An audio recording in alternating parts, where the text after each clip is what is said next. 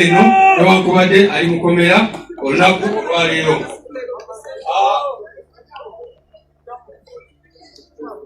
Comrade Waiswa musaasire gwe singa okwogerako kubanga ffe tukwatagana ne Edith nga tuyitira muganda waffe Waiswa. Mumanyi bulungi nnyo okusomoozebwa kwayisemu mu bbanga lino lyonna. Ekisooka yalwaza omukyala nga mulwadde nnyo bano abasajja ne bamukwata ne bamusiba. Bwe bamusibira nga yeesimbyewo ne bamubba akalulu. Ensi yonna eraba. Ate ne bamulemeza mu kkomera. N'omukyala bw'afudde ne tugezaako okufuna bbeeyo ne bagimumma. Kaakati tuyale oba oyagala omuntu afiiringa atya. So kibi nnyo bano abantu kye bagenda mu maaso n'okukola, naye Waiswa kyo yatubuulidde ekigambo akyogedde mu Luzungu n'agamba nti we are going through what we are going through because of our forward-sightedness. Era n'agamba those who do not understand us because of myopia will understand us when they go through what we are going through.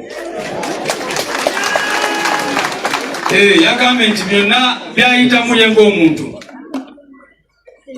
Abiyitamu lwakuba nti alengerera wala. Era n'agamba abatalengerera wala abatubuleminga abatategeera nabo oli awo bwe banaayitamu bino bye tuyitamu ate bwe bagenda okutegeera ensonga eno gye tuliko.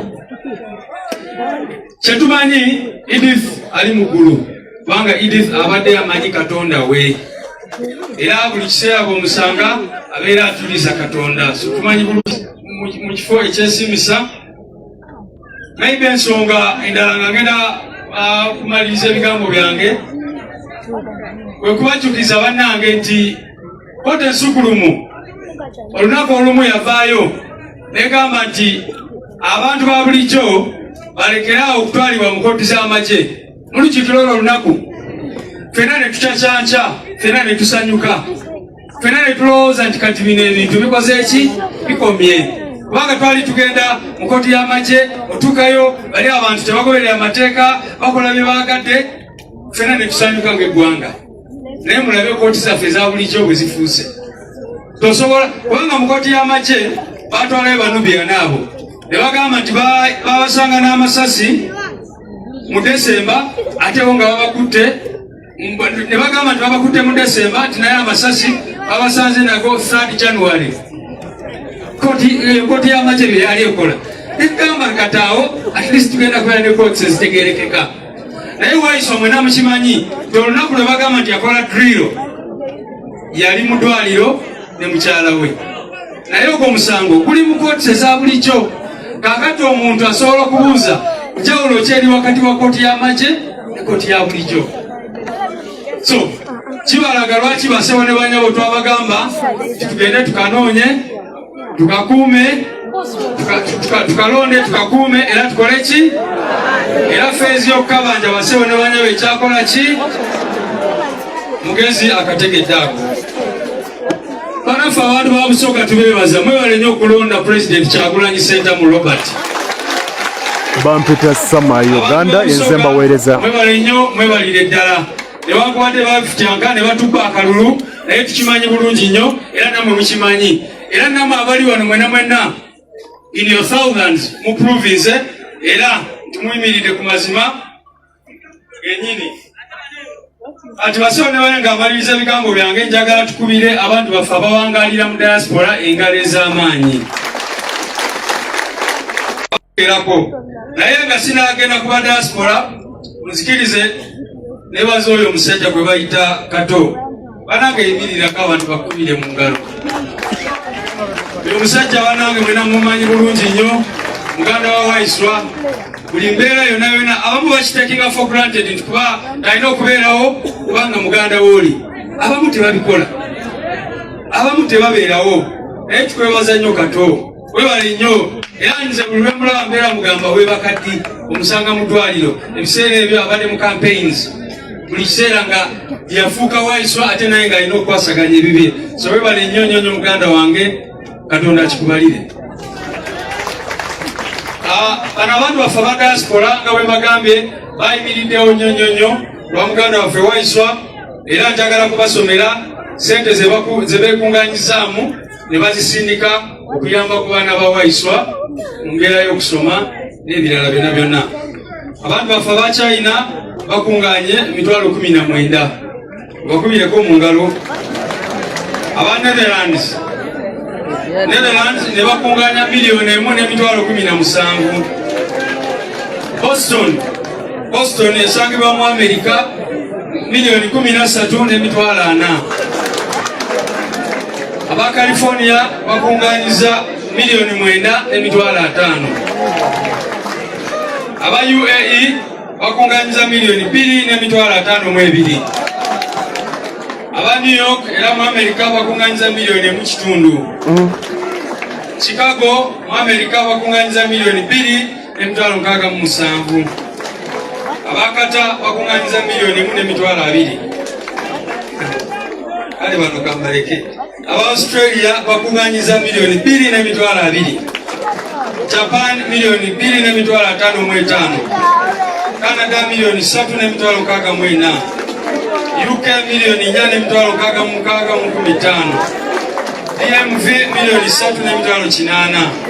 Saudi Arabia emitwalo 14.8. Abo bakwenzi baffe. Aba Minnesota bakunganyiza miliyoni 6 n'emitwalo 3.8. Ohio mu Amerika miliyoni 2 3.8. Ohio mu Amerika miliyoni 2 n'emitwalo 8.5. Colorado mitwalo 8.3. Bahrain mitwalo 2. Toto miliyoni 6.1 n'emitwalo 8.2.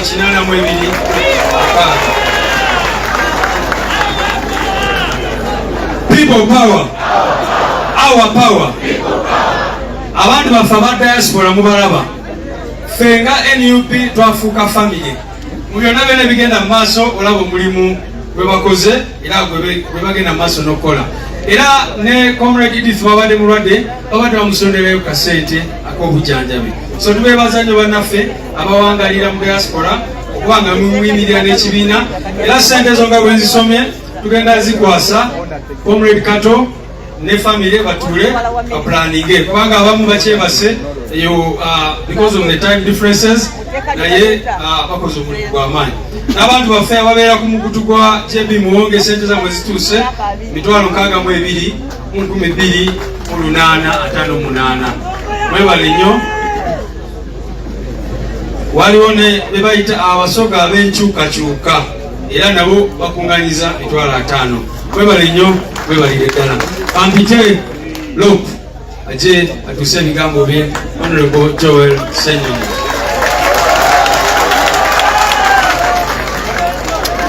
Kadde waffe ssebo omulabirizi n'abakulembeze baffe mu ddiini,